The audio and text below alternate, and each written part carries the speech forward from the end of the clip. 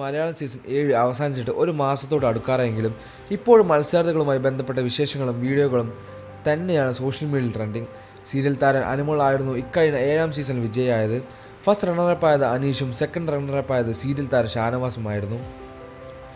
സീത, കുങ്കുമപ്പൂവ് അടക്കമുള്ള സീരിയലുകളിലാണ് ടെലിവിഷൻ രംഗത്ത് ഷാനവാസിന് ആരാധകരെ നേടിക്കൊടുത്തത്. ആ പ്രേക്ഷക പിന്തുണ ബിഗ് ബോസിൽ മത്സരിക്കാൻ എത്തിയപ്പോഴും ഷാനവാസ് ലഭിച്ചിരുന്നു. 1ാം ദിവസം മുതൽ അതുകൊണ്ട് തന്നെ വോട്ടിങ്ങും ഷാനവാസ് മുന്നിലായിരുന്നു. പക്ഷേ അനുമോളും അനീഷും ഇടയ്ക്ക് വെച്ച് ഷോ കയ്യിൽ തൂക്കി.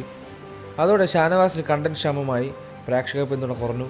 അനുമോൾക്കും അനീഷിനുമൊപ്പം നെവിനും അക്ബറും കൂടി ഉയർന്നു വന്നതോടെ ഷാനവാസിന് രുദ്രനെ ആളുകൾ പതിയെ കൈവിടുകയായിരുന്നു. പലപ്പോഴും ഗെയിം മറന്ന് പെരുമാറിയും ഷാനവാസിന് വിനയായി തീർന്നു. ഷോ കഴിഞ്ഞ് കേരളത്തിൽ വീണ്ടും കാലുകുത്തിയപ്പോൾ ഷാനവാസിനെ സ്വീകരിക്കാൻ കുടുംബവും സുഹൃത്തുക്കളും എല്ലാം എത്തിയിരുന്നു. എന്നാൽ ജന്മനാട്ടിൽ ഒരു സ്വീകരണ ചടങ്ങ് നടന്നത് കഴിഞ്ഞ ദിവസമാണ്. അതിൻ്റെ വീഡിയോയും ഫോട്ടോയും സോഷ്യൽ മീഡിയയിൽ വൈറലാകുന്നു. സ്വീകരണ ചടങ്ങിന് മുന്നോടിയായി ഒരു ജന്മനാട് മഞ്ചേരി അങ്ങാടിയിലൂടെ റോഡ് ഷോ നടത്തിയിരുന്നു. സുഹൃത്തുക്കൾക്കും മക്കൾക്കുമൊപ്പം തുറന്ന ജീപ്പിൽ എത്തിയാണ് തൻ്റെ പ്രിയ പ്രേക്ഷകരെ ഷാനവാസ് കണ്ടത്. ഷോ കഴിഞ്ഞ് ഒരു മാസത്തോട് അടുക്കുമ്പോഴാണ് ഷാനവാസിൻ്റെ റോഡ് ഷോ നടന്നത് എന്നതുകൊണ്ട് തന്നെ വീഡിയോ വൈറലായപ്പോൾ വിമർശനവും പരിഹാസവുമാണ് ഏറ്റവും കൂടുതൽ ലഭിച്ചത്. ഇതൊന്നും വേണ്ടിയിരുന്നില്ല, സ്വയം കോമാളിയായി മാറുന്നത് പോലെയുണ്ട്, എന്തിനാണ് ഈ പ്രഹസനമൊക്കെ, ആരെ കാണിക്കാനാണ്?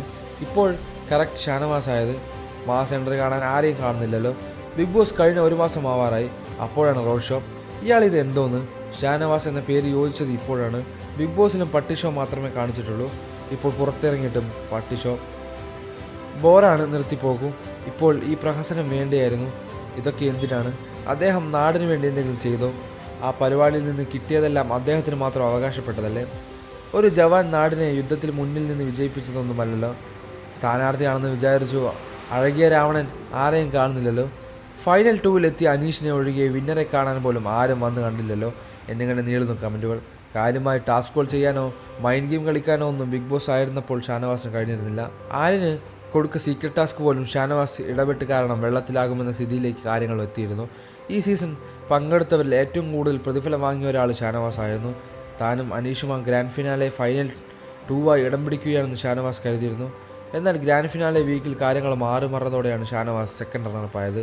കൂടുതൽ വാർത്തകളും വിശേഷങ്ങളും അറിയാൻ ഈ വീഡിയോ ലൈക്ക് ചെയ്യുക, ചാനൽ സബ്സ്ക്രൈബ് ചെയ്ത് സപ്പോർട്ട് ചെയ്യുക.